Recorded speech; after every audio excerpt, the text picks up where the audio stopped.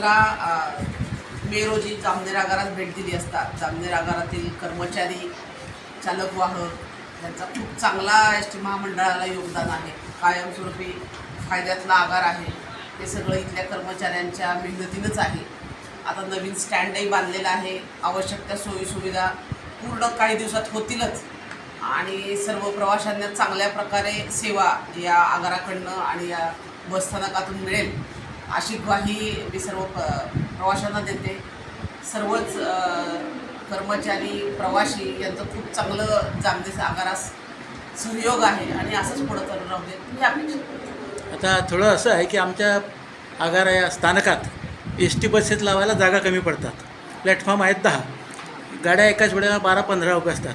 प्रवासी इकडे तिकडे पडते. याचं काय नियोजन कराल तुम्ही? ते माझ्या हातात नाही. मी वरिष्ठ कार्यालयाला सांगेन की ह्यांना कमी पडतंय. यांच्या दृष्टीने तर वरिष्ठ तुम्हीच आहात मॅडम. हा तेच मी माझ्याकडे ते प्लॅनिंग नाही आहे. बरं. हा रिजनही माझ्याकडे नाही आहे. हां. मी इथं सर्वेसाठी म्हणून फक्त आलेले आहे. मी वरिष्ठ कार्यालयात तुमचा निरोप पोचवेन अच्छा. की इथं हे आगार म्हणजे ही कमी थोडीफार जी प्रवाशांची सुविधा होते हां ती आपण पाहिली असेल डोळ्याने. हो पाहिलं मी की गर्दी खूप आहे प्रवाशांची.